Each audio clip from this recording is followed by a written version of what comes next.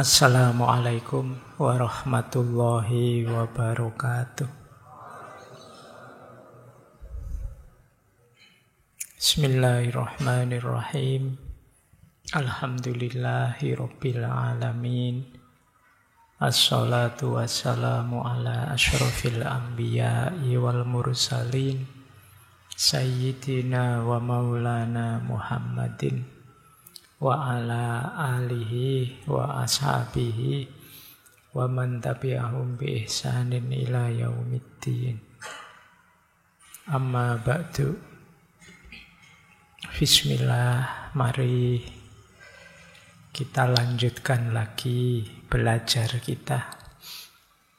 Malam hari ini kita masih ada di bulan kemerdekaan, di tema kemerdekaan, dan kita bertemu kembali malam hari ini dengan beliau Ibrahim Datuk Sultan Malaka,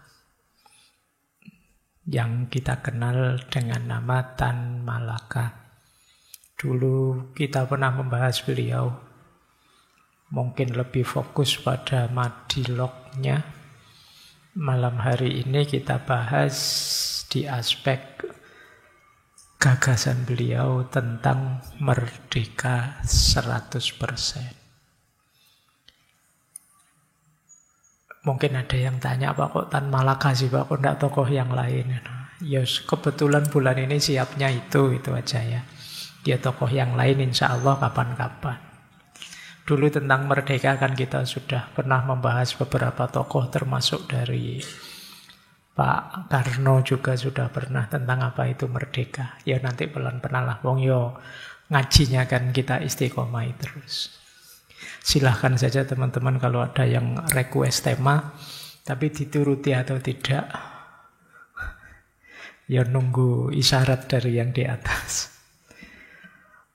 Baik, bismillah, yuk kita mulai belajar tentang bagaimana sih merdeka 100% menurut Tan Malaka, yang membuat beliau kemudian tidak sehaluan dengan beberapa tokoh yang lain yang punya strategi berbeda untuk kemerdekaan.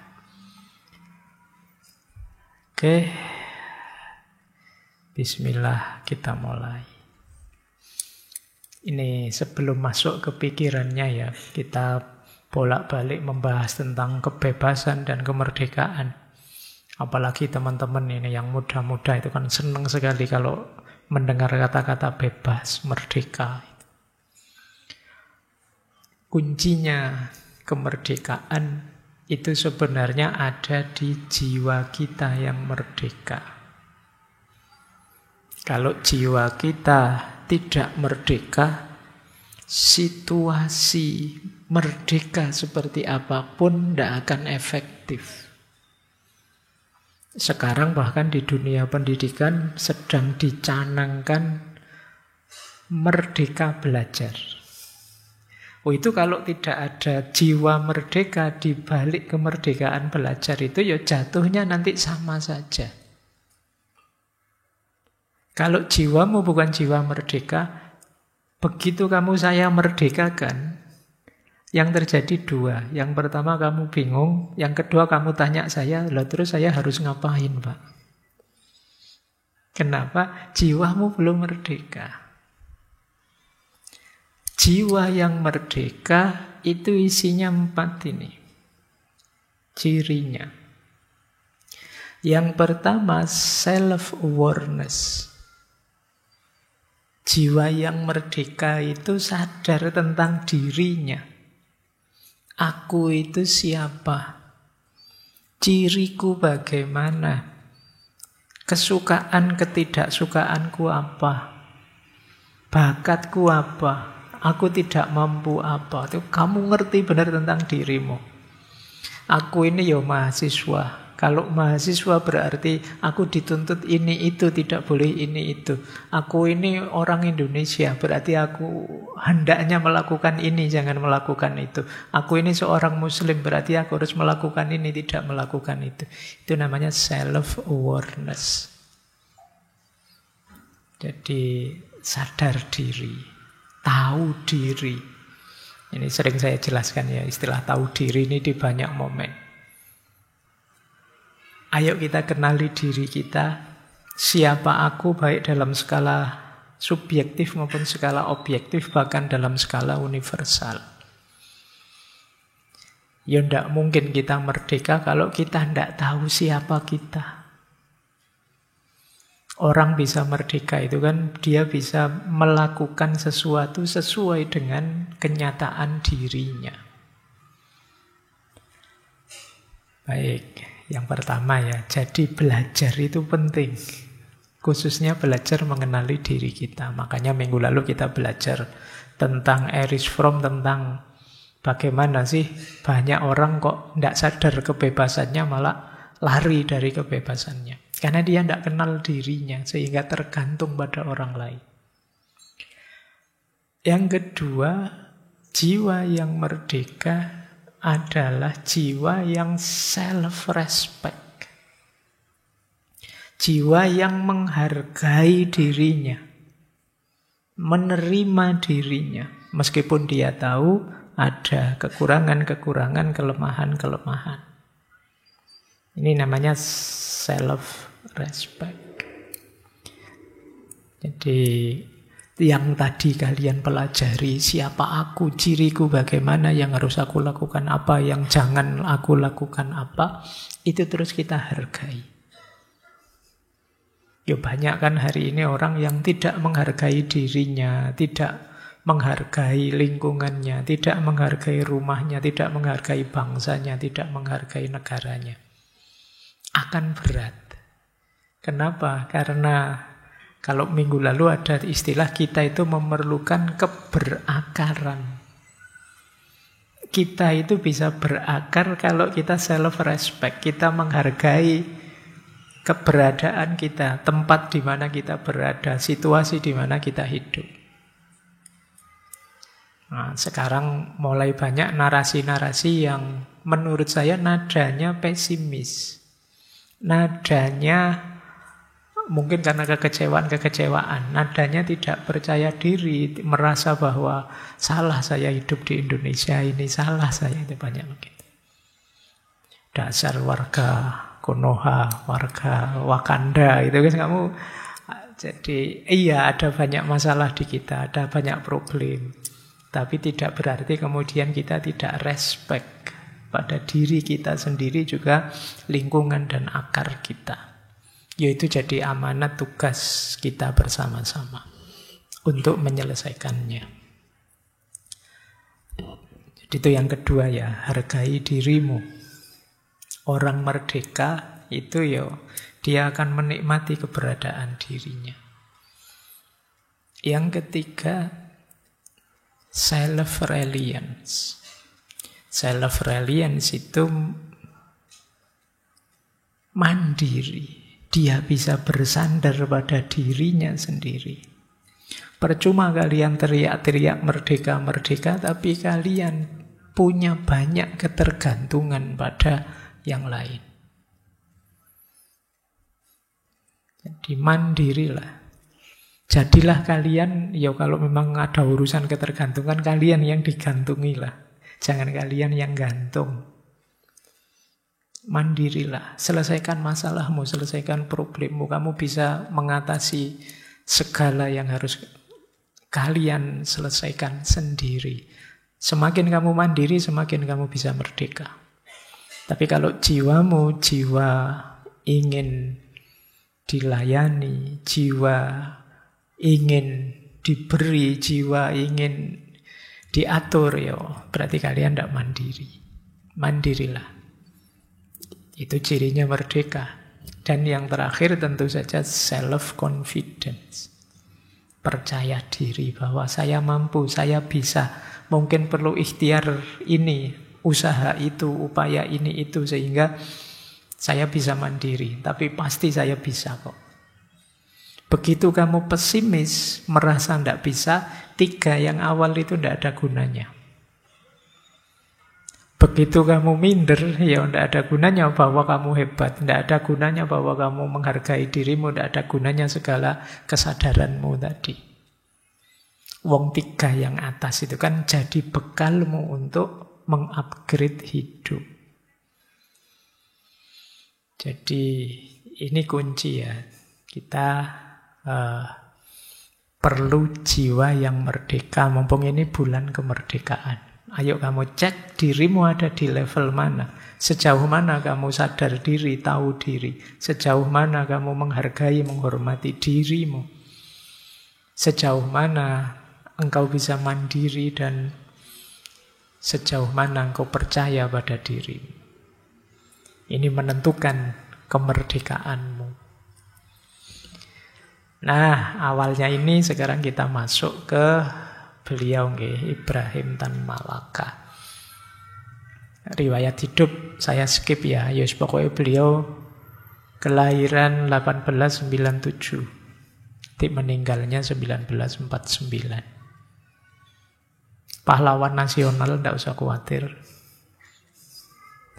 Meskipun dinamika aktivisme beliau luar biasa. Jadi beliau ya awalnya sebenarnya ya guru karena beliau cinta ilmu. Waktu kecil di kampung ya pendidikannya paling pokok ya agama. Setelah itu beliau sekolah pendidikan guru, quick school. Kemudian ngajar. Kemudian kuliah di luar di Belanda. Kemudian pulang. Saat pulang itu beliau diberi gelar datuk sekaligus ditawari istri. Datuknya diterima tapi istrinya tidak. Jadi bayangkan kalian kuliah jauh-jauh ke Jogja, begitu pulang alhamdulillah kamu lulus nak, terus kasih gelar, terus nih kamu sekalian bapak carikan jodoh. Cuma beliau lebih milih untuk beraktivitas ngajar sebenarnya beliau awalnya. Sampai kemudian beliau ke Jakarta, kemudian ke Jogja, kemudian sudah melalang buana kemana-mana. Sesuai dengan aktivismenya. Keluar masuk partai, SI, PKI, bikin sendiri Murba, dan lain sebagainya. Dikagumi banyak orang, termasuk oleh Pak Karno. Bahkan ada yang bilang, Pak Karno sempat berkata, nanti kalau saya jatuh, apa saya gugur dalam revolusi ini, yang ganti adalah Tan Malaka. Beliau disebut Bapak Republik Indonesia, karena orang pertama yang menyebut negara kita ini harus jadi republik. Beliau menulis satu tulisan yang judulnya Naar de Republik Indonesia, menuju Republik Indonesia. Beliau sangat dibenci oleh Belanda, makanya keluar masuk penjara. Jadi sering sekali, meskipun nanti akhir hidupnya ya beliau ditembak oleh anak bangsanya sendiri. Baik, tadi janjinya tidak cerita biografi, malah cerita ya. Tidak apa-apa wis ya. Untuk merefresh saja bahwa kita punya banyak orang hebat juga, meskipun kadang-kadang kita lupakan. Mungkin ini semacam tokoh. Jadi kalau di pewayangan itu ada tokoh anak-anaknya Bima, namanya Ontorejo sama Ontoseno. Ini saktinya luar biasa. Saking saktinya, akhirnya waktu perang oleh Krishna malah 2 orang ini harus disingkirkan. Terlalu sakti. Kalau ada 2 orang ini, cepat selesai perangnya. Makanya terus disingkirkan. Mungkin ada banyak tokoh yang ngalami nasib begitu. Karena terlalu sakti, maka Dia harus dipinggirkan, disingkirkan. Dan itu saya bikin puisi, terus dinyanyikan sama Iwan Fals yang judulnya Ontorejo itu. Jadi memang ada beberapa tokoh yang nasibnya begitu. Dia harus tersingkir bukan karena apa-apa, karena dia terlalu hebat. Sehingga yang lain insecure. Baik, mungkin itu yang dialami oleh Tan Malaka ini. Meskipun ide-idenya luar biasa dan diakui, makanya beliau termasuk seorang pahlawan nasional. Yuk, kita mulai ngajinya. Saya agak tertipu oleh jam terus jamnya mati. Makanya sejak tadi santai-santai masih lama gitu. Ya, kita mulai. Kenapa sih harus merdeka 100%? Beliau ini satu ketika beliau ketemu dengan Soekarno, Hatta, dan Haji Agus Salim tanggal 24 Januari 46. Kalimatnya beliau dahsyat. Mengkritik mereka bertiga. Kata beliau begini, kepada kalian para sahabat, tahukah kalian kenapa aku tidak tertarik pada kemerdekaan yang kalian ciptakan? Aku merasa bahwa kemerdekaan itu tidak kalian rancang untuk kemaslahatan bersama. Kemerdekaan kalian diatur oleh segelintir manusia, tidak menciptakan revolusi besar. Hari ini aku datang padamu, wahai Soekarno sahabatku. Harus aku katakan bahwa kita belum merdeka. Karena merdeka haruslah 100%. Hari ini aku melihat bahwa kemerdekaan hanyalah milik kaum elit yang mendadak bahagia menjadi borjuis, sukacita menjadi amtenar, pegawai negeri. Kemerdekaan hanyalah milik kalian, bukan milik rakyat. Kita mengalami perjalanan yang salah tentang arti merdeka. Dan apabila kalian tidak segera memperbaikinya, maka sampai kapanpun bangsa ini tidak akan pernah merdeka. Hanya para pemimpinnya yang akan mengalami kemerdekaan. Karena hanya mereka yang merdeka, adil dan makmur itu dirasakan. Dengarlah perlawananku ini. Karena apabila kalian tetap bersikap seperti itu, maka inilah hari terakhir aku datang sebagai seorang sahabat dan saudara. Besok adalah hari di mana aku akan menjelma menjadi musuh kalian. Karena aku akan tetap berjuang untuk merdeka 100%. Ini berani ya di depan presiden. Cuma ya karena memang beliau aktivis pejuang yang tangguh, punya idealisme dan komitmen yang tinggi. Jadi beliau punya konsep yang ingin beliau perjuangkan.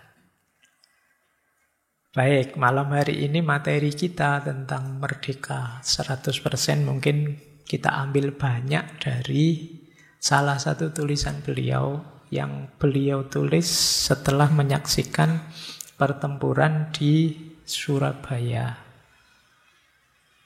Yang itu menarik, tulisannya modelnya dialog. Jadi beliau bikin semacam drama yang di situ tokoh-tokohnya ada namanya si Godam, ada namanya Denmas, ada namanya si Toke, pokoknya ada beberapa orang itu. Kalau si Godam itu buruh, kalau yang Denmas ini bangsawan. Kemudian kalau yang si Toke ini ya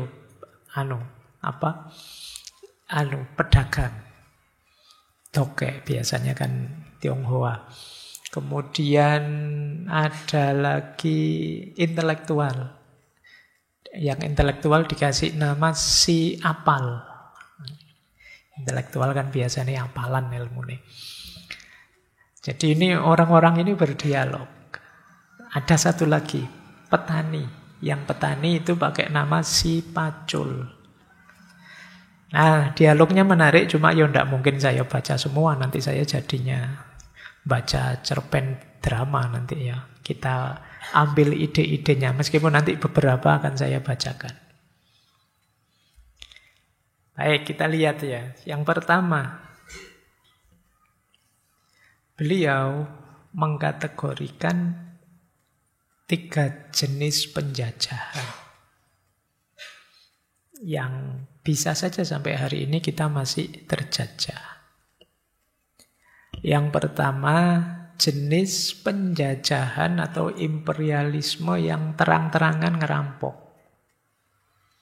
Jadi negara seperti Spanyol dan Portugis, kata beliau, yang ini biasanya cirinya ya memang ngerampok saja sih, masuk ke satu negara, menghisap sumber dayanya, mencari keuntungan sebanyak-banyaknya, melakukan intimidasi, menyerang, menaklukkan. Ini gaya pertama. Contohnya Portugis dan Spanyol. Kemudian beliau menyebut ada lagi gaya kedua. Kalau gaya kedua, ini seperti Belanda di Indonesia dengan VOC-nya. Jadi Belanda itu tidak datang kemudian menaklukkan, membunuh, tidak. Datang untuk dagang tapi melakukan monopoli. Jadi dia yang membeli hasil bumi kita, kemudian dia yang menjual keluar. Yang lain tidak boleh. Nah, ini gayanya Belanda. Nanti ada gaya ketiga, kata Tan Malaka. Gaya ketiga itu mungkin agak kebalikannya VOC tadi. Istilahnya Tan Malaka setengah monopoli. Contohnya Amerika di Filipina. Jadi Amerika ini mengalahkan Spanyol, kemudian dia menjajah Filipina, tapi strateginya kebalikannya Belanda. Kalau Belanda tadi kan memonopoli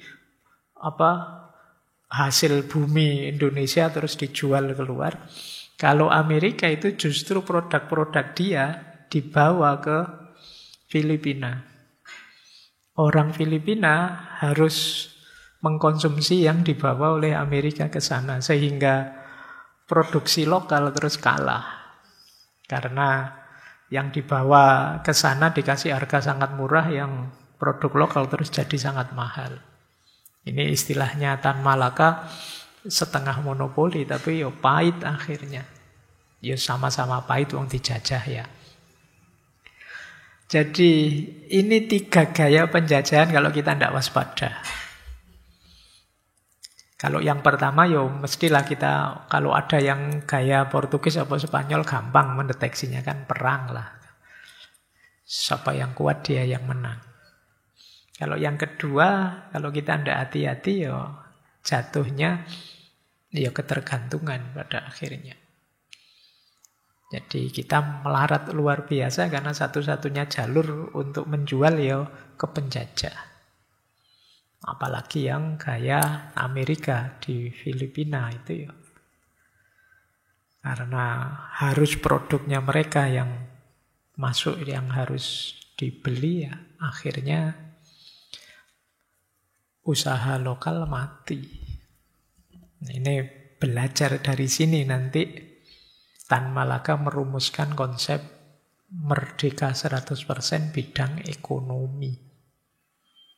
Agar kita tidak tertipu. Oke, jadi ini kegelisahan beliau. Kita lanjutkan. Apa sih merdeka itu? Ini menarik di yang saya sebut drama dialog tadi. Beliau mengilustrasikan merdeka dengan mencontohkan burung gelatik. Ngerti enggak teman-teman burung gelatik? Ngerti ya? Saya enggak tahu anak muda sekarang dunia perburungan apa paham. Kamu duniamu kan dunia gadget. Jadi burung gelatik itu kan burung yang bebas, dia mau terbang kemana saja oke saja. Nah, orang sering memaknai merdeka itu ya seperti burung gelatik tadi.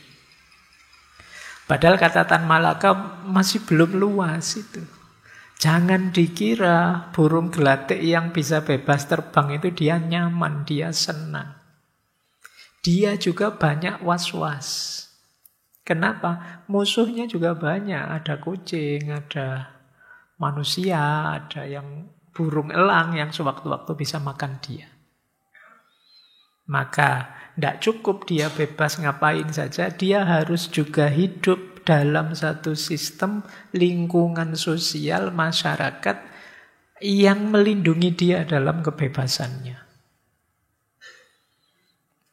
Ini menarik ya. Ini kalau dalam konsep bahasa Inggris, burung gelatik yang terbang bebas kemana-mana tadi, itulah nanti yang kita kenal sebagai freedom. Kemudian adanya masyarakat yang melindungi burung gelatik sehingga dia bisa terlindung aman dari ancaman-ancaman musuh dari luar. Sehingga dia bisa mengaktualkan kebebasannya. Itu kalau dalam bahasa Inggris itu nanti yang disebut liberty. Tapi jangan lupa juga, kadang-kadang burung gelatik itu ya nyusahi yang lain. Kata Tan Malaka, apalagi kalau dia bareng-bareng berkumpul, terus padi yang harusnya dipanen dia makan semua. Ini Tan Malaka ingin menunjukkan bahwa kemerdekaan itu tidak sama dengan, kalau bahasanya dulu waktu kita bahas Pak Soekarno, tidak sama dengan keliaran.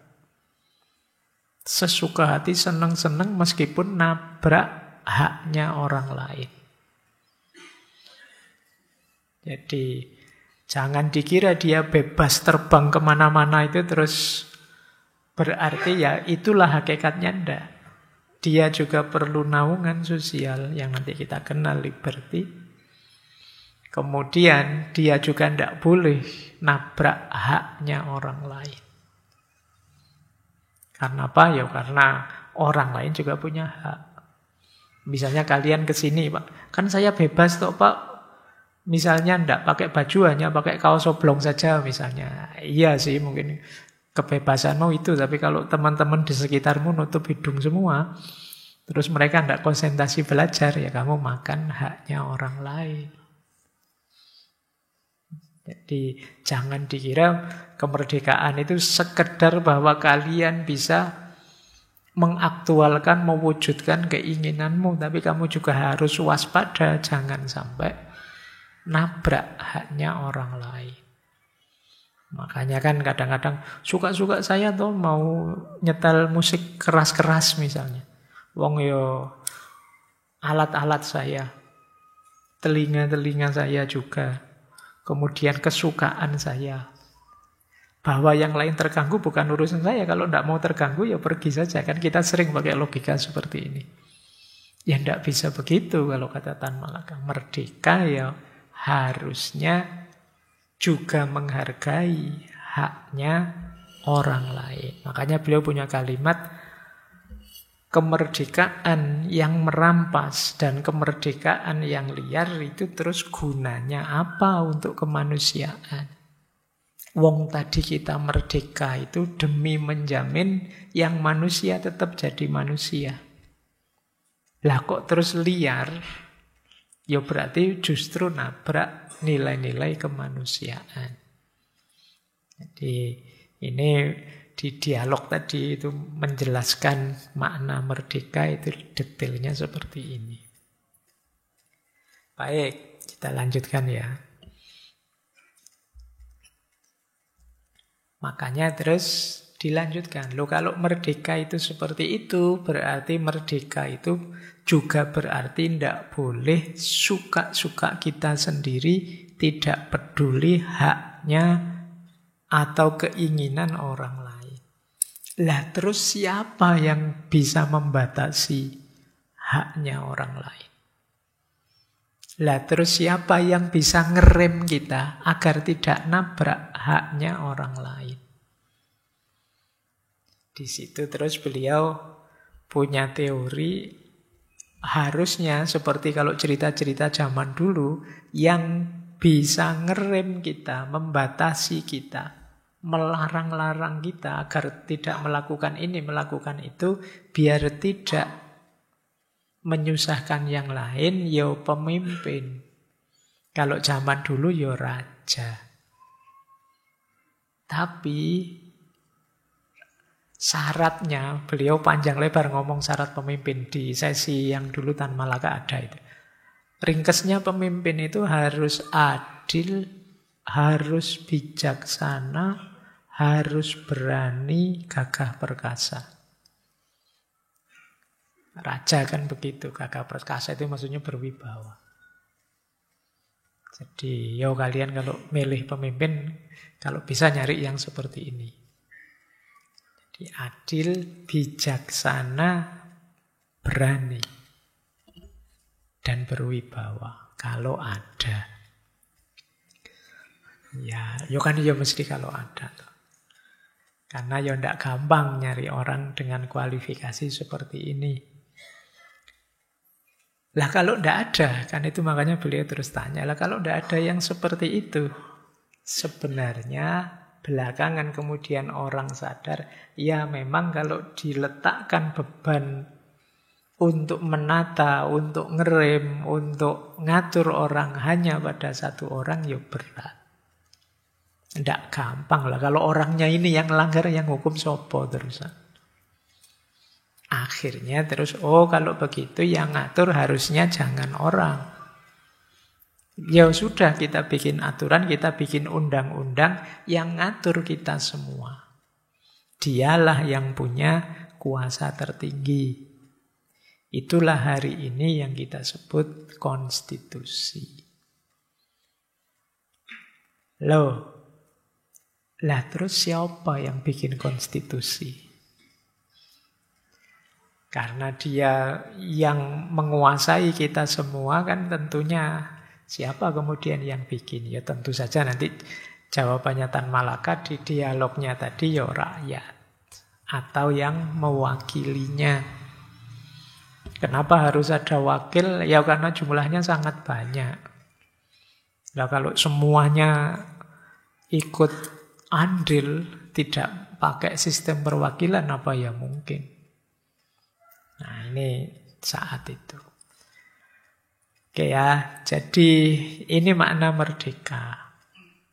Merdeka itu tadi diawali dari kebebasan yang jenisnya freedom, kemudian dilengkapi dengan liberty, kemudian dilanjutkan dengan penghargaan kita pada haknya orang lain untuk tidak dilanggar.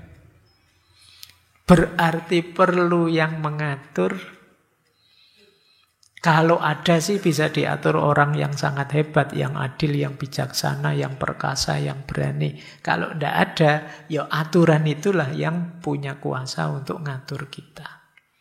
Siapa yang bikin aturan? Kita semua. Karena kita semua terlalu banyak, ya melalui perwakilan. Makanya hakikatnya yang punya kuasa itu kita semua. Ya tentu saja melalui perwakilan. Ini sebenarnya kalian sudah paham lah. Ini sebenarnya teori politik yang sangat basic. Kita lanjutkan. Nah, kemudian di dialog itu juga diuraikan tentang apa sih isinya kemerdekaan itu. Tadi kita bilang saya freedom Pak, saya liberty Pak. Intinya kemerdekaan itu kedaulatan. Isinya kedaulatan itu ya kekuasaan kita atas diri kita. Bentuknya kekuasaan kita atas diri kita itu dua. Hak lahir dan hak batin. Jadi kalau sudah ada dua ini, berarti kita memang sudah sejati merdekanya. Jadi merdeka itu isinya kedaulatan, kedaulatan itu isinya kekuasaan, dan kekuasaan itu berarti jaminan terhadap hak lahir dan hak batin. Hak lahir itu hak atas keperluan hidup. Makan, minum, pakaian, perumahan, gaji, dan lain sebagainya. Itu hak lahir. Jadi ya, negara yang baik harus memenuhi hak lahir ini. Juga hak batin. Hak batin itu hak bicara, hak berdiskusi, hak berkumpul, hak jaminan pada harta, dan lain sebagainya. Hak batin itu yang kata Tan Malaka kita sering menyebutnya sebagai HAM. Hak asasi manusia. Oke, ya. Jadi kemerdekaan itu isinya adalah kedaulatan. Kedaulatan isinya kekuasaan. Kekuasaan itu isinya adalah jaminan terhadap hak lahir dan hak batin. Sekarang kalian lihat ya, di sekeliling kita hari ini, kalau memang ini sudah terpenuhi 100%, berarti kita memang sudah merdeka. Kalau belum, ya berarti belum. Dan kalau kembali pada dulu pikirannya Pak Soekarno itu, jangan dikira merdeka itu tujuan loh ya. Ini hanya awal, atau istilahnya Pak Karno dulu, ini hanya jembatan. Istilahnya malah jembatan emas. Ya kalau kita ingin maju, awalnya harus ini. Kalau ininya tidak ada, ya berarti kita belum merdeka. Kalau merdekanya tidak ada, ya sulit kita untuk target yang lain. Berarti kita belum merdeka. Oke, yos kalian sendiri nanti yang ngecek ya, di sekelilingmu situasi hari ini apa memang sudah benar merdeka. Rutenya sudah pas seperti tadi enggak ya? Kalian cek sejak burung gelatik tadi sampai terakhir di sini. Baik, kita lanjutkan ya. Pokoknya malam hari ini kuliah dasar ilmu politik. Enggak apa-apa biar kalian ngerti. Nah kita lanjutkan, wong ini yang mulia ya Tan Malaka. Terus beliau menyebut ada 3 jenis pemerintahan. Ada absolute monarki, ada konstitusional monarki, ada republik. Kalau absolute monarki kita tahu ya, yang mimpin raja. Kata Tan Malaka, andaikan pagi ini raja itu marah dan cemburu pada seorang gundiknya, maka hari itu juga menterinya akan dilepas dari pekerjaannya. Hanya karena whim saja.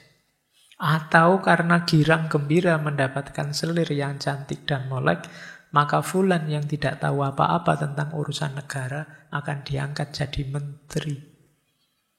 Sebab dia sekarang jadi iparnya raja. Intinya kata beliau, kerajaan tunggal seperti ini mudah sekali bertukar menjadi kerajaan sewenang-wenang. Nah, ini bukan kita ya, kan kita tidak absolut monarki. Lah iya kan kita tidak di situ idealnya. Ada yang lebih mending, konstitusional monarki.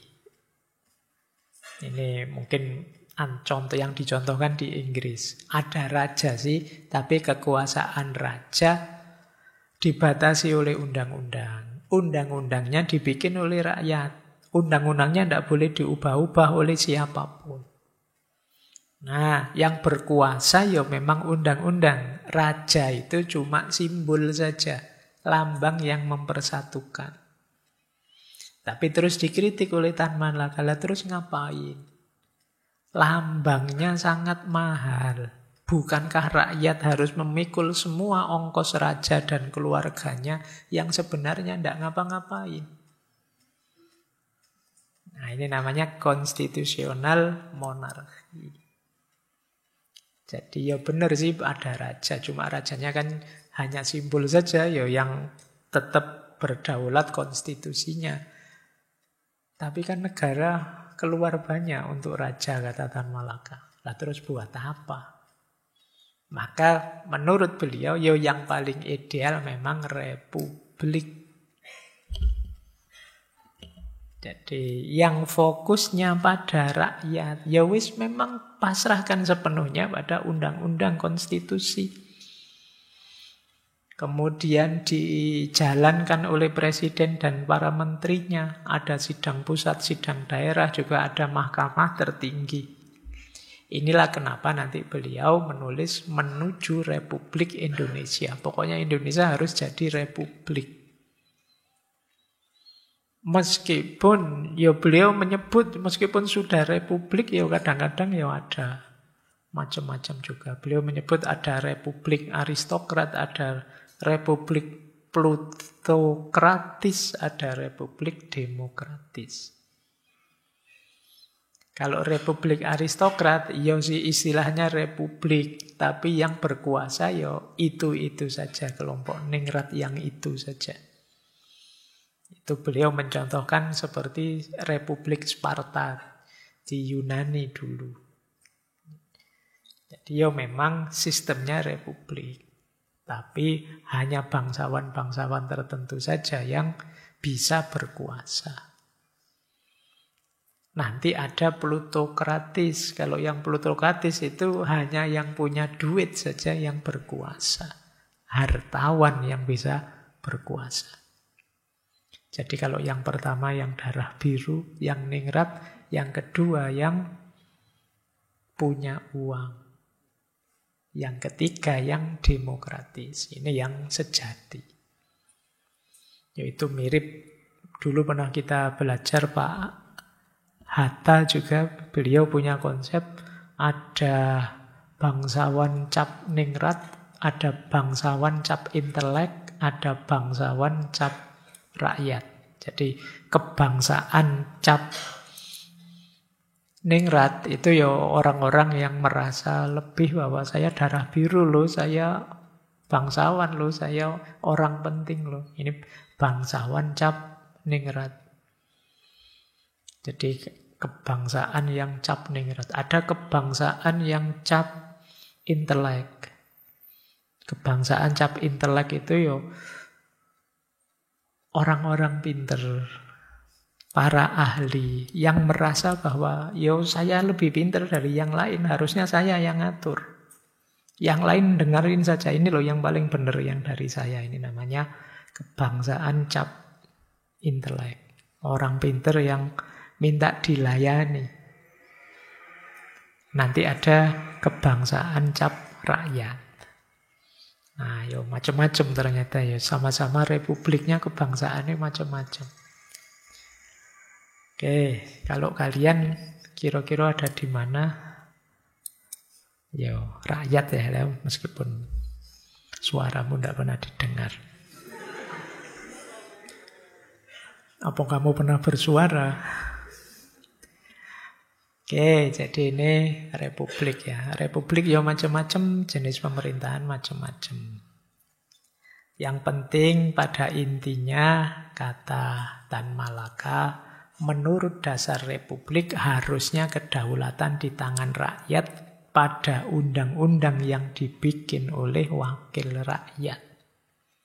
Kalau satu tindakan menimbulkan kesangsian atas benar atau tidaknya tindakan itu, mahkamah tertinggi bisa membandingkan tindakan itu dengan undang-undang dasar. Seandainya sesuatu macam pajak yang dibentuk oleh DPR menimbulkan kesangsian itu, maka Mahkamah Agung boleh memutuskan cocok atau berlawanan tidak sih tindakan itu dengan undang-undang dasar. Jadi kuncinya di undang-undang dasar. Dialah yang harusnya jadi pedoman berdaulat untuk kita semua. Oke, saya bolak-balik ke sana. Sekarang kita lanjutkan pemaknaan terhadap merdeka. Ini yang saya sebut tadi dialog. Kita dengarkan gaya beliau menulis drama, meskipun mungkin teman-teman harus baca lebih utuh. Jadi di tulisan itu beliau menjelaskan tadi tentang batas kemerdekaan. Ini dialog antara si tokek itu berarti yang pedagang tadi. Kemudian ada si godam itu yang buruh. Kemudian ada si pacul, yang pacul itu petani. Ini masih belum ada si apal. Kalau yang si apal nanti yang intelektual. Jadi ini dialognya begini, diawali dari pedagang, si tokek yang tanya, apa sih yang dimaksud merdeka 100% itu? Buat saya, merdeka itu ya merdeka, tidak ada batasnya. Dijawab oleh si godam, merdeka itu selalu ada batasnya. Batasnya itu pertama menghadap ke dalam dan kedua menghadap keluar. Apa artinya? Tanya si tokek, si godam jawab, terhadap ke dalam. Bukankah tiap-tiap orang dalam negara merdeka itu mesti menghargai kemerdekaan tiap warga yang lain? Jadi tidak boleh kita berbuat sekehendak hati saja terhadap warga sejawat. Disinilah letak batasnya. Terus disambung oleh si pacul. Kalau begitu terhadap keluar, berarti tiap-tiap negara merdeka mesti pula mengakui kemerdekaan tiap-tiap negara merdeka yang lain. Besar atau kecil. Betapapun kuatnya satu negara merdeka, tidaklah dia bisa berbuat sekehendak hatinya saja terhadap negara lain. Dengan begitu, maka kemerdekaan satu negara terletak pula pada kemerdekaan negara lain. Jadi, arti luasnya pada suasana kemerdekaan umumnya. Terus disambung oleh si godam, tepat cul. Memang namanya pacul. Kalau suasana kemerdekaan dalam arti umum terganggu, maka lambat laun akan hilang kemerdekaan tiap-tiap negara. Ini perhatikan situasi ini ya, mulai ada beberapa perang di beberapa tempat di dunia ini. Itu jangan dikira itu santai-santai bukan negara kita. Karena kalau ada kemerdekaan dimanapun terganggu, lambat laun akan geser, akan menyebar. Lihatlah contoh di sekitar kita dan dalam sejarah dunia.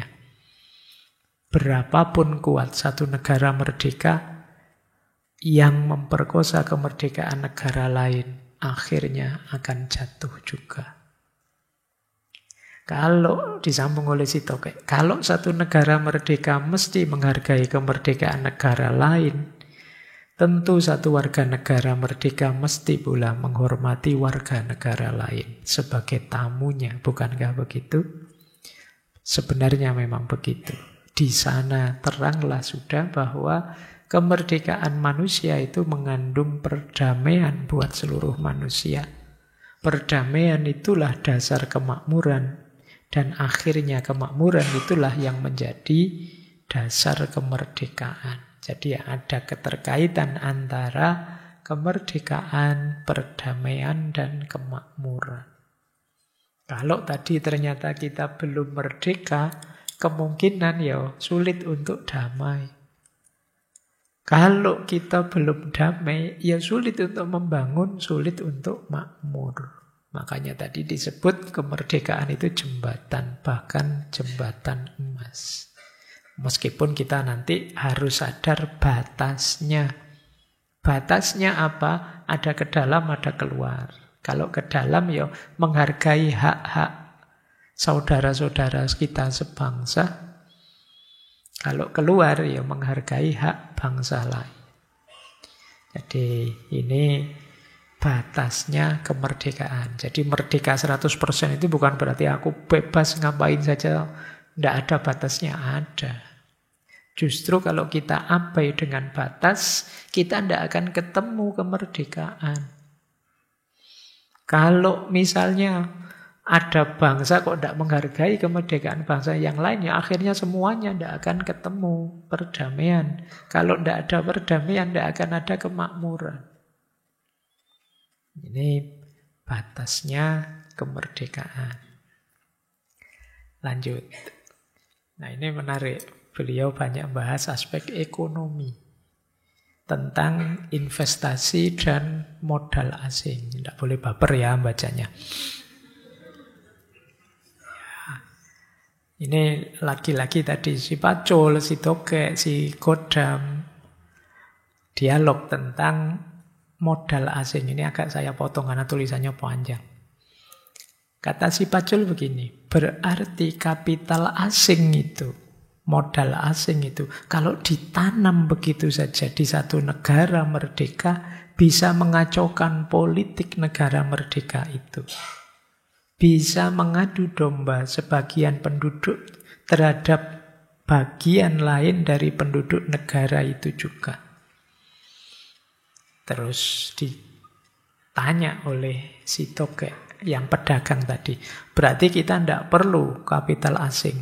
Bukankah Indonesia ini tidak cukup mempunyai mesin dan uang untuk mengganti mesin yang sudah rusak dalam peperangan sekarang dan untuk menambah mesin yang baru? Dijawab oleh si Godam, sebenarnya lah kita membutuhkan mesin. Bahkan kita juga perlu beberapa ahli. Malah kita juga perlu berlipat ganda mesin dan para ahli asing untuk mendirikan perindustrian baru dan memperbaiki yang lama. Kita perlu berapa puluh lokomotif, mesin kapal, kapal terbang, dan lain sebagainya. Lebih dari itu, tidak saja mesin yang sedia buat dipakai yang kita perlukan, tapi juga mesin yang bisa membuat mesin. Biar kita tidak tergantung. Kita perlukan mesin yang akan membuat mesinnya auto, membuat lokomotif, membuat mesin kapal air dan udara, membuat meriam, tank, bom, dan lain sebagainya. Pendeknya mesin induk. Berhubung dengan itu, kita perlukan pula ahli yang kita belum punya. Terus si Tokek ini jawab, bingung saya mendengarnya. Sama kayak kalian. Tetapi di samping itu bukan main girang hatiku melamunkan bahwa Indonesia akan punya mesin induk sendiri, punya industri berat sendiri. Tapi dari mana uangnya? Terus si Godam jawab, uang tidak perlu. Yang perlu adalah merdeka 100%. Sekali lagi, uang sebagai kapital asing kita tidak perlu. Malah membahayakan. Dan tidak membawa Indonesia ke arah yang kita tuju. Si Tokek jawab lagi, wah sekarang saya tambah bingung lagi. Membahayakan bagaimana? Tidak membawa kita ke tempat tujuan yang bagaimana? Dilanjutkan oleh si Tokek. Kau bilang tak baik kalau kita menerima modal asing. Oke, kita perlu industri berat. Tapi uang dari mana kita ambil? Para ahli kemana kita cari di antara bangsa kita sendiri? Dijawab oleh si Godam begini. Uang bukankah minyak tanah kita, arang kita, timah kita, aluminium kita, intan emas kita, perak mutiara kita, semuanya uang. Engkau ini seorang Tokek. Apakah kertas yang kau lipat-lipat, yang dicetak oleh Jepang, sampai 40 miliar dalam 3 tahun itu uang? Bukankah beras, intan berlian, dan mesin yang diangkutnya ke Tokyo dulu itu yang sebenarnya uang? Kertas itu kan cuma wakil dari barang. Kertas itu sendirinya hampir tidak ada harganya. Belum lagi ku sebut barang yang berharga seperti teh, kopi, kina, kelapa, gula, getah, dan banyak lagi yang tidak dipunyai negara lain dan amat dibutuhkan negara lain. Si Pacul jawab, aku tahu maksudmu, Dam. Semua hasil dari dalam dan atas tanah Indonesia, ditambah pula dengan hasil lautnya yang kaya raya itu, akan kau kirimkan ke luar negeri untuk ditukarkan dengan mesin dan para ahli, dan kalau perlu tentu juga uang asing. Tepat, Jul. Para ahli itu tidak hanya dari Amerika atau Inggris saja, tapi juga Swiss, Jerman. Mereka akan ingin bekerja sama dengan Republik Indonesia merdeka. Bukan seperti tuan besar, tetapi sebagai pegawai kita yang menerima perintah. Kalian dengarkan saja ini dialognya. Nah, terus ditanya lagi oleh si tokek, tapi kalau engkau membuat industri baru seperti tambang besi, pabrik besi baja, dan mesin industri muda, barangkali akan layu dan mati. Kalau kelak disaingi oleh barang besi baja dan mesin dari Eropa dan Amerika, mereka modalnya besar, tahan, bersaing, mereka berpengalaman, barangnya murah dan juga baik. Gimana kita mau saingan? Kita masih baru mulai, mereka sudah maju. Jawabnya si Godam apa? Itulah dia, kayak itu tokek ya. Bayi manusia walaupun tegap kokoh mesti dilindungi dahulu dalam beberapa tempo. Begitupun tumbuhan dan hewan. Itu sudah hukum alam. Pun dalam ekonomi, undang-undang itu berlaku. Dalam ilmu ekonomi namanya itulah perlindungan industri bayi. Protection on infant industry. Amerika sendiri masih punya cabang industri yang dilindungi. Bagaimana cara melindungi bayi kita itu? Kata si Godam, mesin atau barang yang sedang kita bikin itu mesti kita batasi masuknya dari luar negeri, atau kalau perlu dilarang sama sekali masuknya. Maksudnya jangan mengimpor barang yang sama kalau kita bisa memproduksi sendiri meskipun masih di tahap awal, masih latihan, masih bayi. Tentu pada permulaan kita belum bisa membuat semua mesin atau baja yang kita butuhkan. Jadi barang ini masih perlu dimasukkan dari luar, tetapi dibatasi banyaknya. Hanya untuk menambah yang masih kurang saja. Supaya yang perlu dimasukkan jangan jadi saingan untuk industri bayi kita. Maka mesin atau besi yang masuk itu mesti dipajaki sampai tidak bisa merusakkan kemajuan industri kita. Kalau memang perlu, dilarang sama sekali masuknya. Ini nanti silahkan kalian bahas sendiri yang pinter ekonomi. Terus kata si Bajul, untuk membatasi masuknya barang asing itu, atau melarang masuknya sama sekali, kita mesti 100% merdeka. Tidak mungkin kita punya daya tawar melarang-larang kalau kita tidak 100% merdeka. Makanya tadi kata si Godam, syaratnya hanya satu, kita merdeka 100%. Tidak banyak ketergantungan apa-apa pada yang lain. Ya kita mungkin masih lemah, masih bayi, ya kita berusaha menguatkan diri kita. Nah, jadi tepat Cul merdeka 100%. Kalau kita sudah merdeka 100% untuk menguasai keluar masuknya barang asing itu, maka barulah kita bisa merdeka 100% menentukan arah industrialisasi di Indonesia, yakni menuju ke industri berat secepat kilat. Baru sesudah kita mempunyai dan sanggup menyelenggarakan industri berat, kita bisa membuat sendiri alat kemakmuran dan alat pertahanan. Baru kita bisa menjamin kemerdekaan Indonesia. Selama Indonesia belum punya industri berat, selama itu pula Indonesia merdeka sangat terancam jiwa kemerdekaannya. Dikritik oleh si tokek, rupanya engkau tidak mengizinkan sama sekali masuknya kapital asing dan barang asing.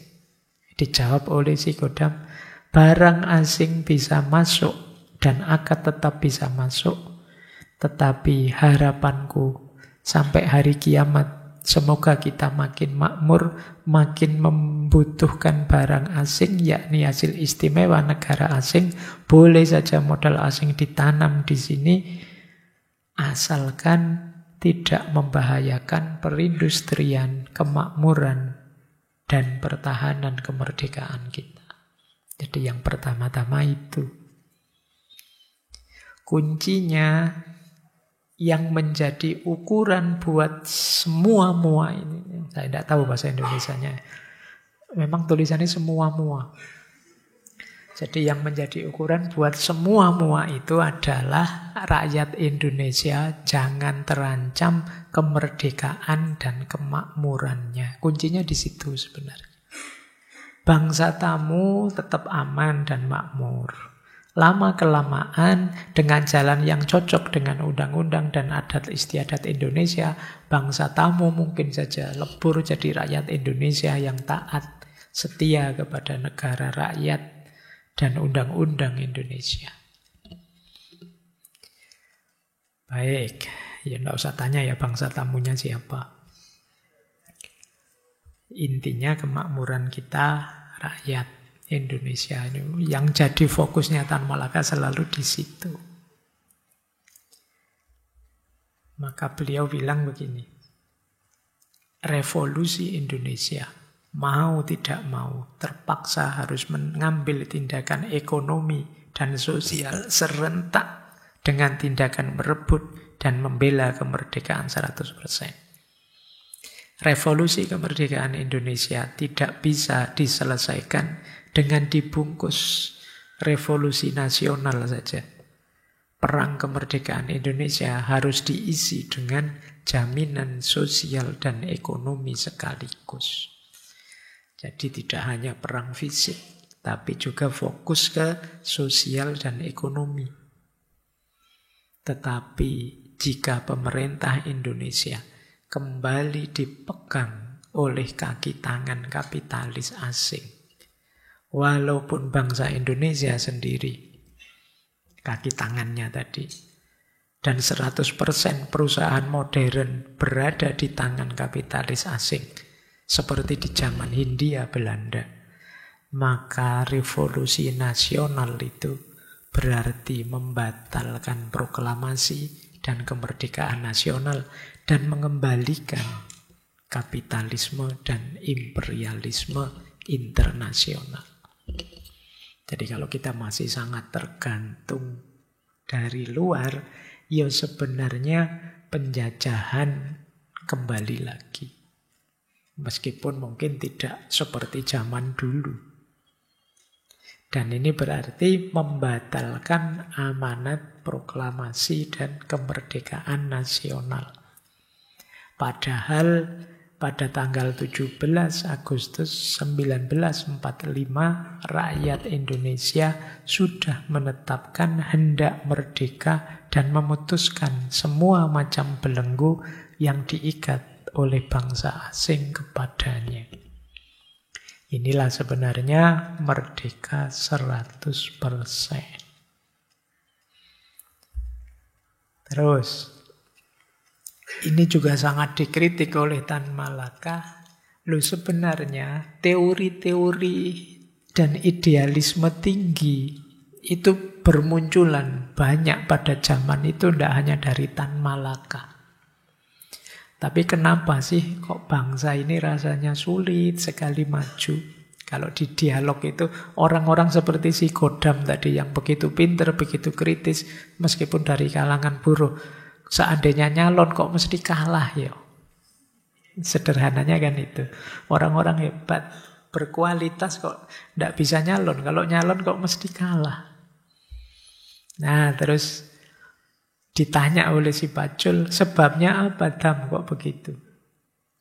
Jawabnya si Godam apa? Sebab yang berteriak, memajukan dan memuja-muja para calon wakil itu di zaman kapitalisme ini ialah fulus, uang.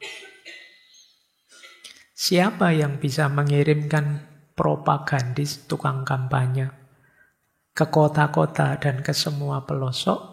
Jawabnya si Pacul tentu kaum kapitalis. Siapa yang bisa menyewa gedung-gedung besar untuk rapat umum, punya surat kabar, majalah, radio, sandiwara, untuk memuja-muji calon sendiri dan mencemooh calon lawan? Tentu saja kaum fulus. Jadi musuh besar kita, kata Tan Malaka sederhananya, kaum fulus. Orang yang punya duit, yang menguasai kapital, yang tidak ingin terusik kenyamanannya. Maka dia akan mengatur dengan kekuatan fulusnya. Itulah mengapa orang-orang seperti si Godam tadi sulit, meskipun nyalon tidak akan jadi dia. Kenapa? Ya karena ketika dia punya duit, dia bisa punya surat kabar, dia bisa punya majalah, dia bisa membayari orang pinter-pinter untuk kampanye dia, ya sudah selesai.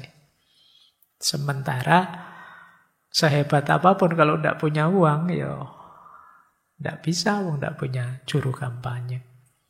Tidak bisa bayari TV, tidak bisa punya media sendiri. Ini kegelisahan-kegelisahan Tan Malaka. Zaman itu ya, kalau zaman sekarang ya. Ya ini kan renungan 17 Agustus. Semoga kita sudah lebih baik dari zaman itu. Kalau belum ya mungkin kita tidak belajar-belajar sejak dulu. Baik, kita mulai. Ini dasar teorinya ya. Kita belum masuk ke implementasinya yang secara serius dilakukan oleh Tan Malaka. Jadi ada beberapa konsep tadi ya.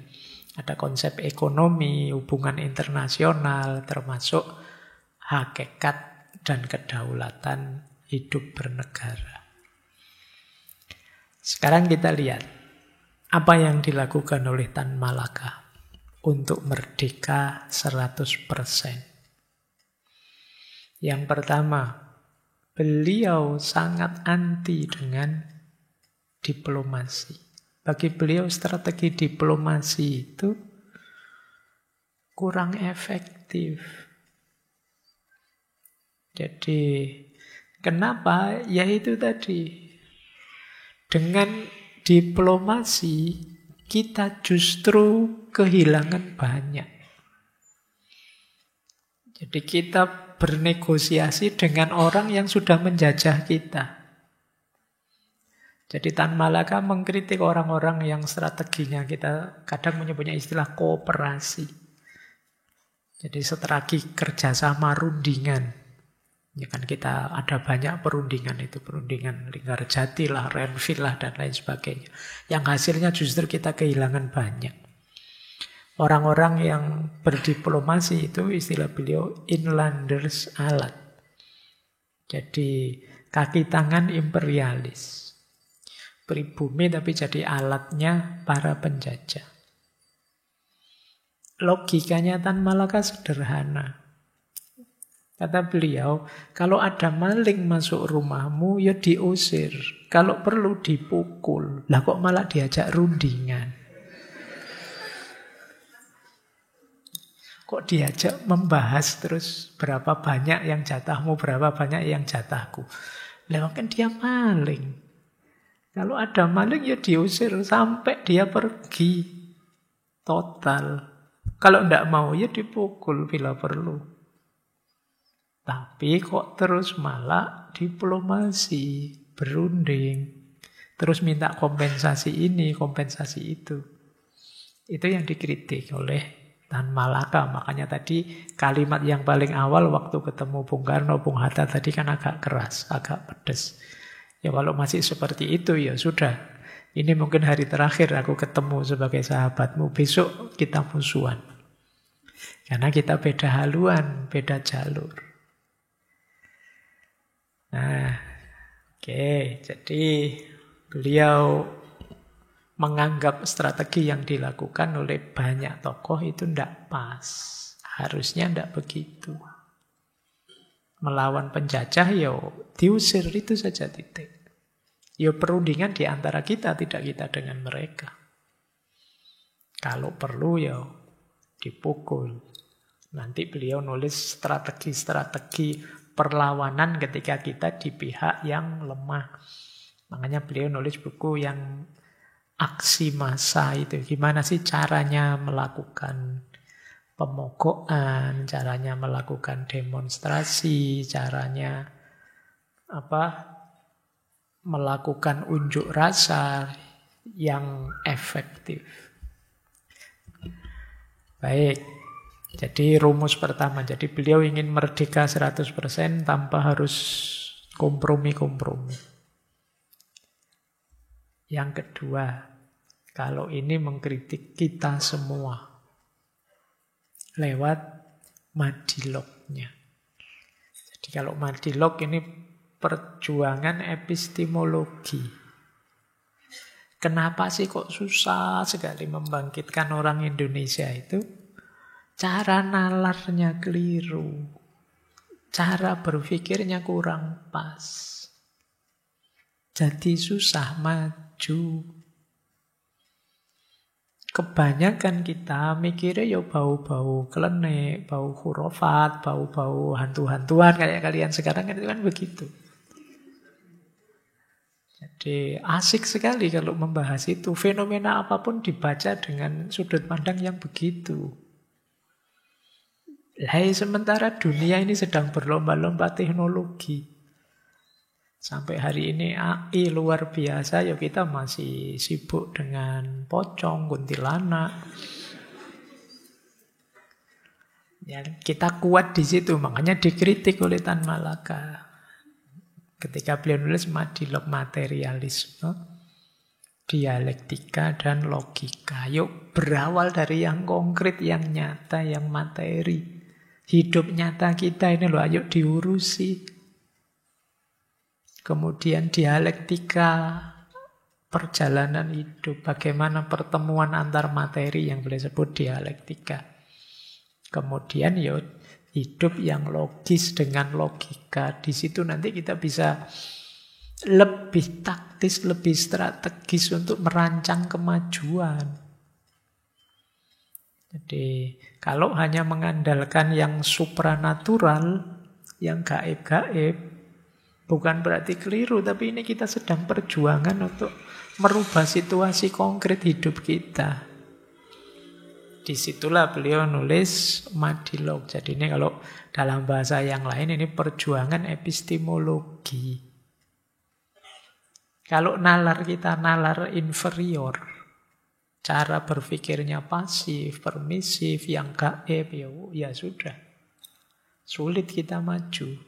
Nanti dijajah ndak apa-apa. Yang penting besok kita masuk surga duluan. Kita kalah di dunia ini ndak masalah. Yang penting kita banyak begitu nalarnya. Jadi sulit diajak maju. Kalau kita ingin berkuasa menang kata Tan Malaka, ya kita harus merdeka dalam berpikir. Nalar kita, nalar yang logis. Bukan nalar yang mitis, yang isinya mitos-mitos. Jadi, jangan kita menunggu Ratu Adil. Kitalah yang tampil semua di antara kita jadi Ratu Adil mengatasi masalah. Kita harus berproses tambah baik terus. Nah, bukunya agak tebal, teman-teman. Bisalah sekarang dibaca, kelihatannya online juga ada. Gimana menata pikiran, membereskan nalar kita dulu. Jadi tadi yang pimpinan-pimpinan yang sudah pinter-pinter dikritik strategi kooperasinya, strategi komprominya, kita dikritik nalar kita, cara berpikir kita.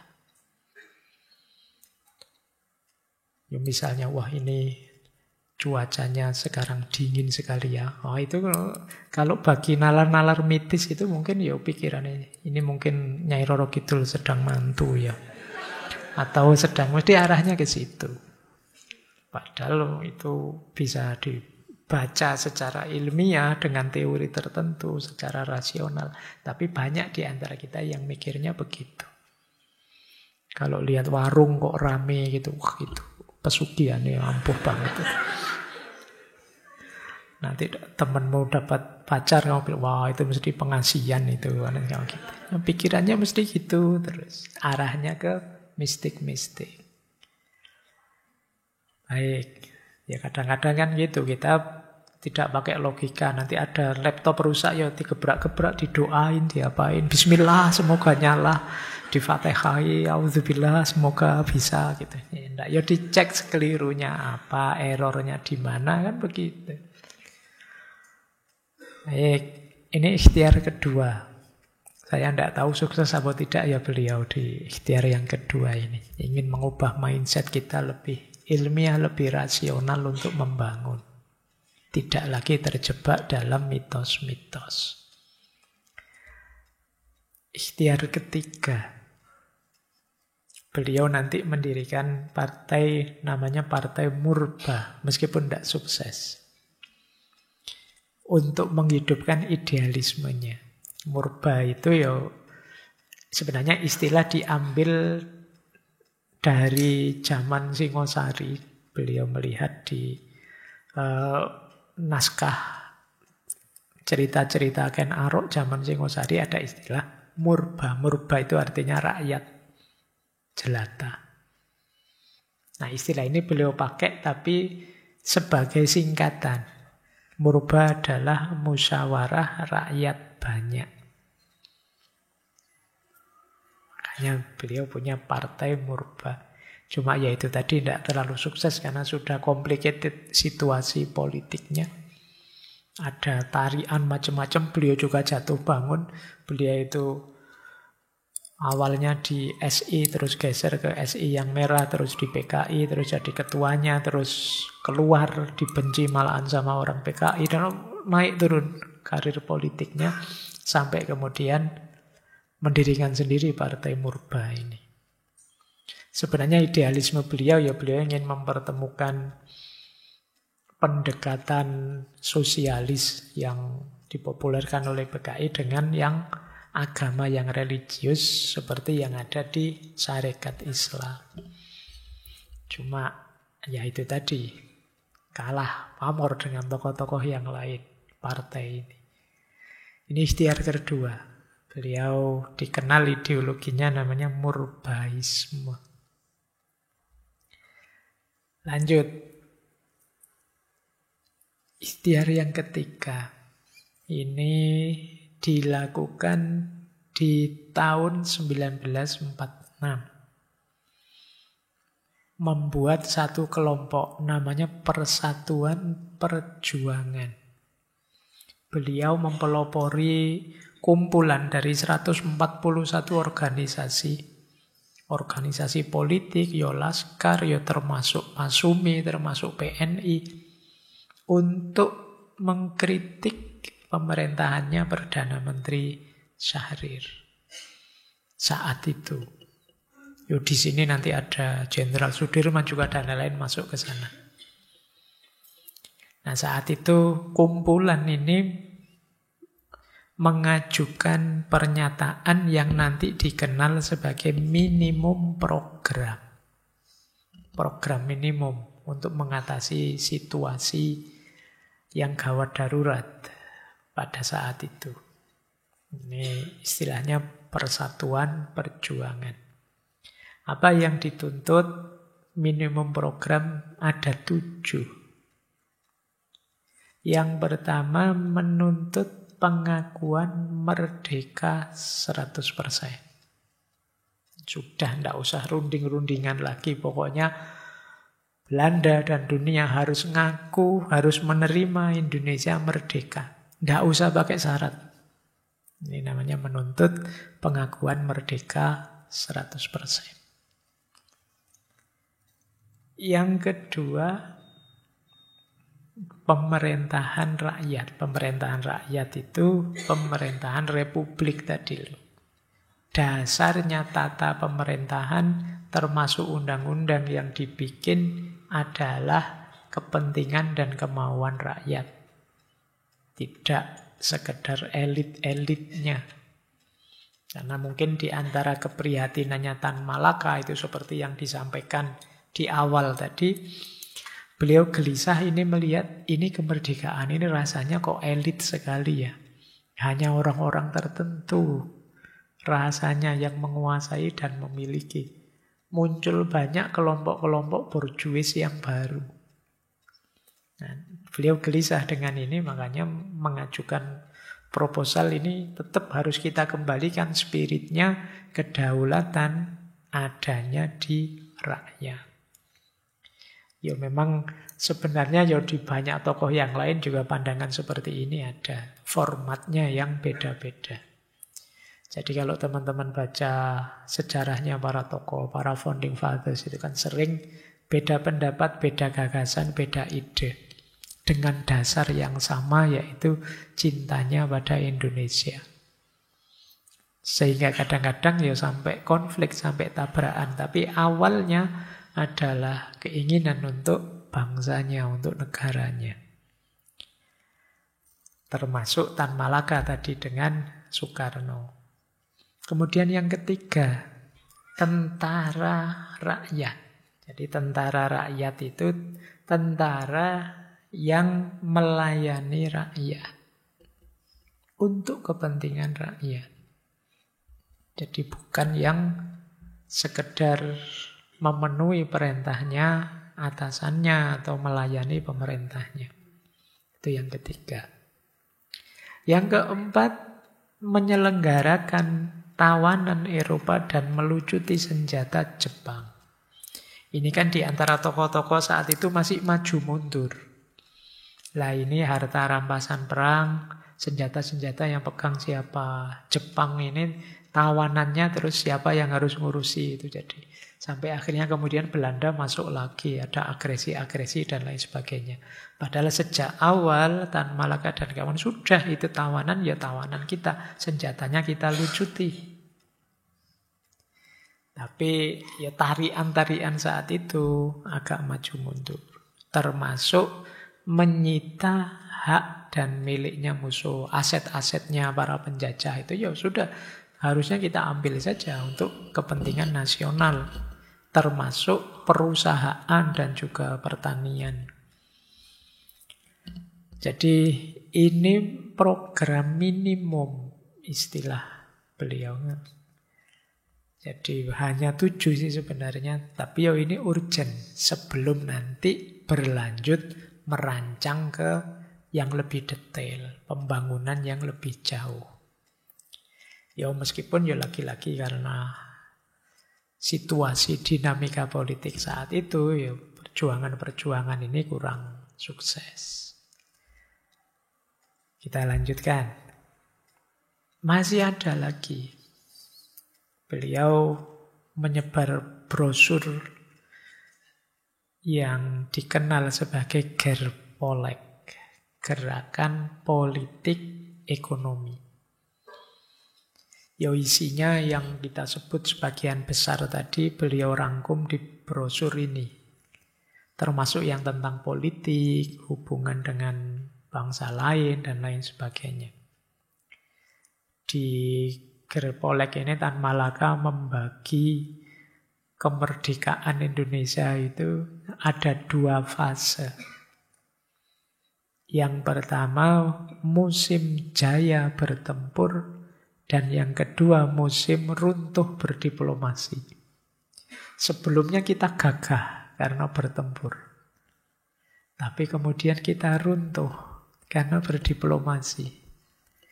Jadi jaya bertempur itu antara 17 Agustus 45 sampai 17 Maret 46. Ini kan ada beberapa kali ada peperangan itu termasuk di Surabaya yang tadi disaksikan oleh beliau. Ini kita gagah, tapi setelah itu kita runtuh karena berdiplomasi. Yang kita sebut perundingan-perundingan tadi sampai konferensi meja bundar. Dan pada akhirnya kata Tan Malaka, yo justru kita rugi. Perundingan-perundingan itu kan akhirnya banyak yang wilayah Indonesia kemudian lepas, susut. Di perundingan itu bahkan ada fase Indonesia itu hanya Jawa saja. Jadi disitulah kemudian beliau menawarkan strategi ekonomi, strategi politik, termasuk strategi pendidikan. Baik, jadi ternyata tidak hanya konsep, tidak hanya idealisme, tapi beliau juga mewujudkan sendiri melalui beberapa ikhtiar, beberapa upaya. Baik mendirikan partai sampai kemudian mengkritisi ini, mengkritisi itu. Sehingga beberapa kali hidup beliau harus dari penjara ke penjara. Sampai beliau nanti, ya terakhir kemudian beliau harus meninggal, tewas. Tapi sebagaimana kata-kata beliau sendiri, kata beliau, ingat-ingatlah nanti dari dalam kubur suaraku akan lebih keras. Jadi kalau saya masih hidup seperti ini, mungkin banyak orang yang apatis dengan saya. Tidak peduli dengan yang saya sampaikan. Ingat-ingat besok kalau saya sudah mati, suaraku akan lebih mengagetkan. Akan lebih keras. Nah, buktinya kita baca hari ini juga rasanya kok ya masih cocok, ya masih relevan ya. Kritik-kritik beliau. Baik. Waktunya masih jam 5, jadi masih santai ya. Teman-teman masih bisa menghabiskan minumnya.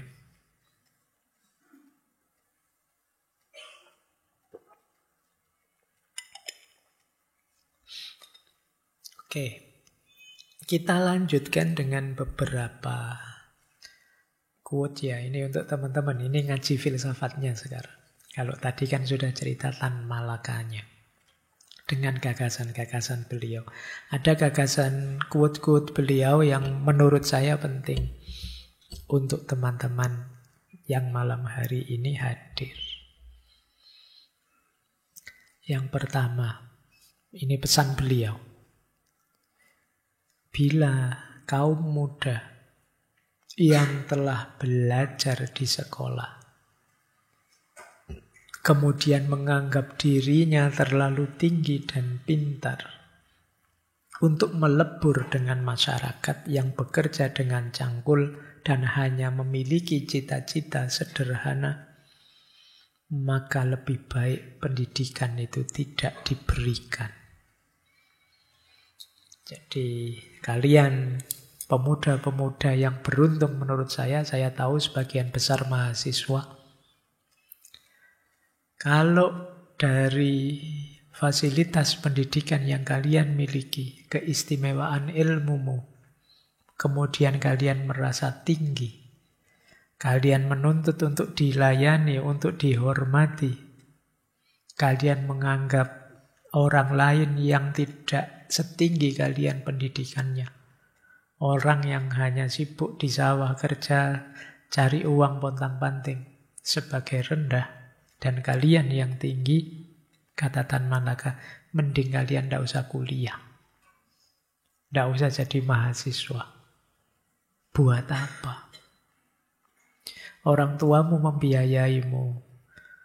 Mungkin sebagian pajak dari bangsa Indonesia itu termasuk fasilitas yang kalian nikmati di dunia pendidikan. Tentunya mereka menunggu kontribusimu untuk bangsa ini. Tapi kalau kalian kok terus menjelma jadi ningrat, jadi bangsawan yang minta dilayani, pekerjaannya hanya menuntut dan manja, kata Tan Malaka, mending tidak usah kuliah. Kalau kamu akhirnya hanya jadi seperti itu. Nah, ini menurut saya sindiran keras untuk teman-teman yang masih muda. Jadi kejarlah kemanfaatan dan kontribusimu yang bisa kamu berikan untuk bangsa ini. Saya sering dulu pakai istilah kesadaranmu. Semoga tidak sekedar kesadaran formalistik. Jadi kamu sekolah, kamu kuliah hanya ngejar gelar, hanya ngejar ijazah, hanya mengejar status nanti untuk mencari kerja. Setelah cari kerja kawin, setelah kawin punya anak, setelah punya anak membesarkan anak.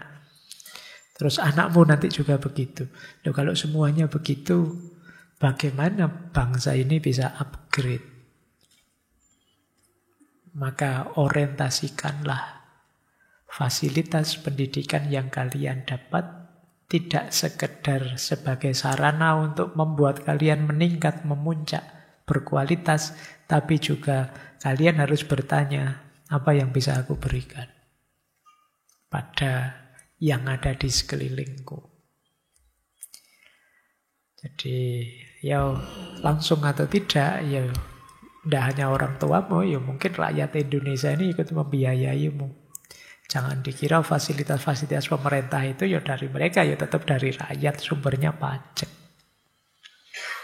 Maka kualitasmu harus jadi jalan untuk kontribusimu.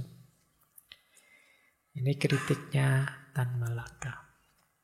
Lanjut. Kata Tan Malaka, idealisme adalah kemewahan terakhir yang hanya dimiliki oleh seorang pemuda. Di usia-usia kalian itu harusnya sih, normalnya itu ada banyak idealisme di kepalamu. Jadi ada banyak keinginan-keinginan ideal, cita-cita ideal. Ya khususnya tentang hidup berbangsa, bernegara, bermasyarakat, dan lain sebagainya. Yang ingin kalian perjuangkan dan kalian wujudkan. Itulah kemewahanmu. Kenapa sih Tan Malaka menyebut anak muda? Apa kalau sudah tua enggak bisa Pak punya idealisme?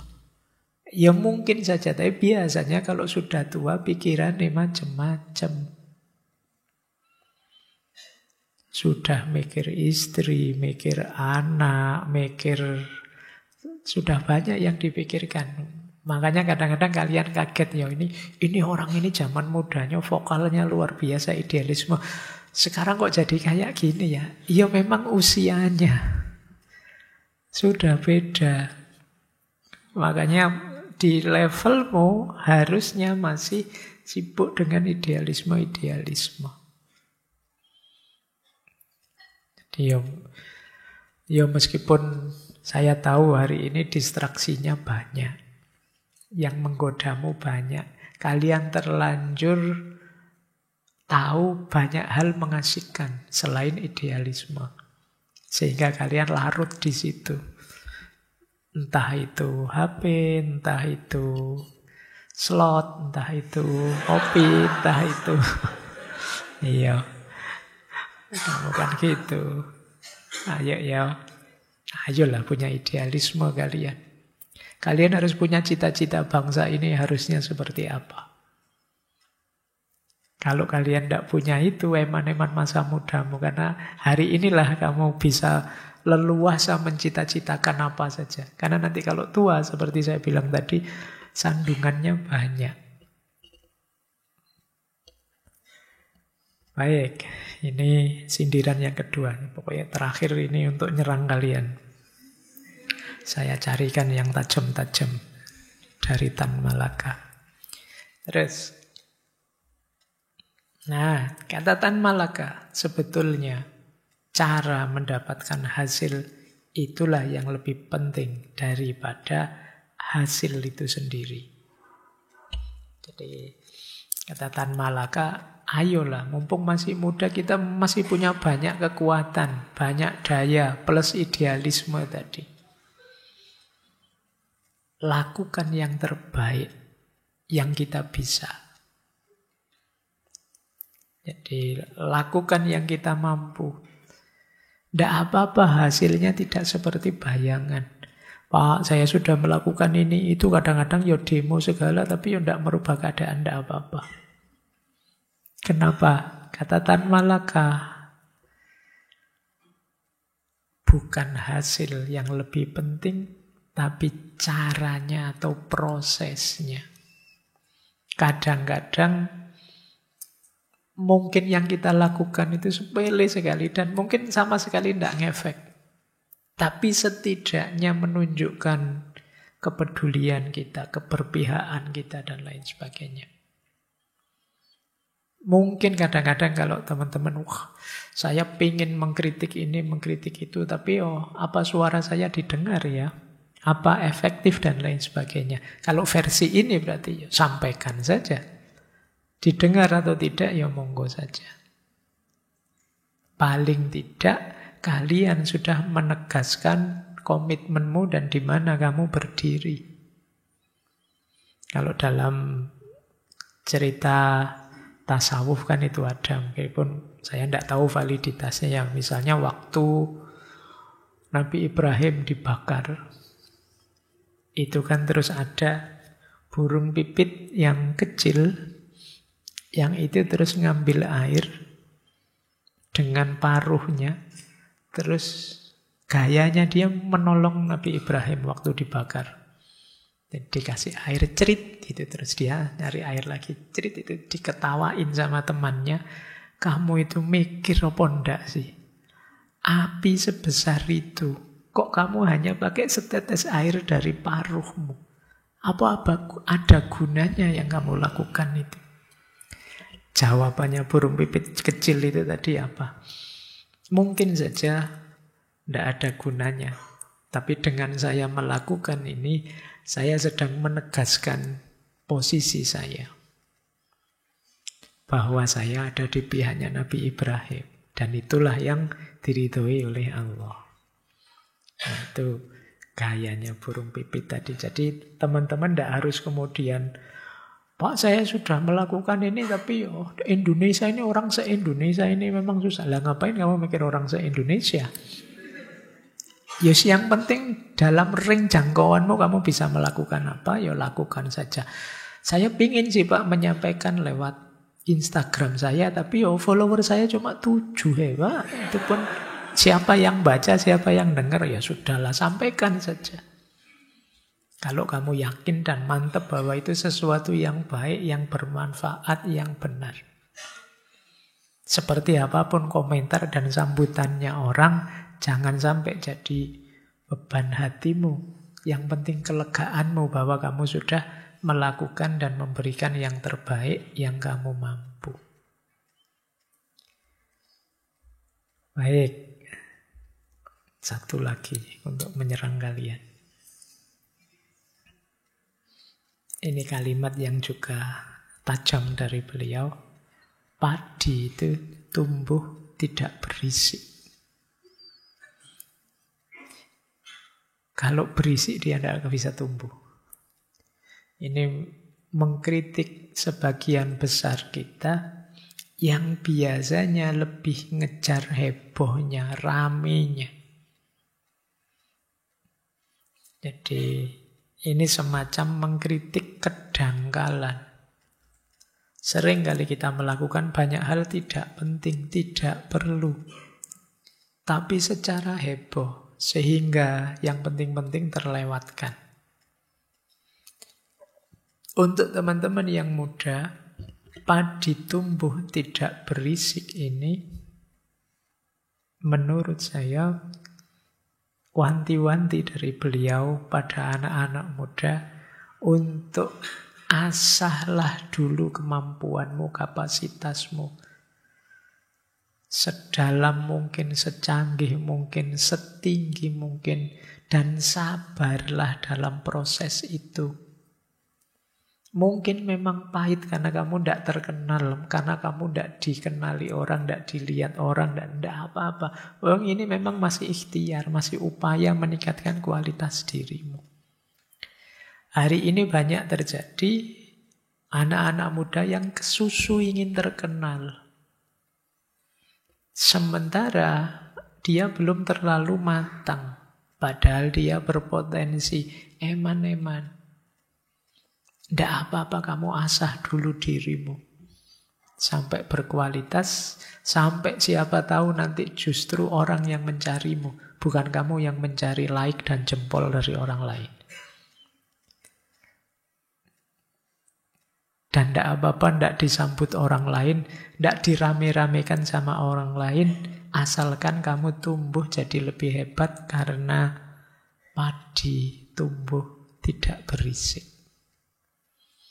Ini mirip dengan yang disampaikan kalau dalam tasawuf itu oleh Syekh Ibnu Athaillah As-Sakandari. Kalau dalam kitab Hikam itu kan ada kalimat yang setara dengan kalimat ini menurut saya ya maknanya. Kata Syekh Ibnu Athaillah, idfin wujudaka fi ardil humul. Jadi kuburlah dirimu di bawah tanah yang tersembunyi. Kenapa? Karena fama nabata mimma lam yudfan la yatimmu nata ijuhu. Karena sesuatu yang kurang dalam ditanam di dalam tanah, ya tumbuhnya kurang sempurna. Jadi kalau kita menanam sesuatu itu kan, kalau kedalamannya kurang, ya tumbuhnya juga tidak maksimal. Maka tanamlah sedalam-dalamnya itu. Idfin wujudaka fi ardil humul. Kita juga begitu. Jangan kesusu pingin tampil, jangan kesusu pingin eksis. Upgrade dulu kualitas dirimu. Caranya, ya mungkin kamu mengubur dirimu dulu dalam tanda petik. Untuk meningkatkan kualitas dirimu. Biar apa? Biar optimal pertumbuhanmu. Asahlah dirimu sedalam mungkin. Nah, jadi padi tumbuhnya tidak berisik. Tidak apa-apa, tidak rame, tidak apa-apa, tidak ada yang komen, tidak apa-apa. Kamu tidak sering posting. Asalkan saat kamu mengubur dirimu, pada akhirnya kamu tampil nanti sebagai sosok yang hebat, yang berguna, yang bermanfaat. Daripada kamu terburu-buru ingin tampil sekarang, kemanfaatanmu kurang maksimal. Baik, saya kira itu ya. Mungkin yang terakhir-terakhir tadi agak pahit buat kalian. Biar ada momen nanti untuk lebih banyak merenung ya. Mumpung ini ada waktu beberapa lama sebelum kuliah dimulai, mungkin bulan-bulan depan.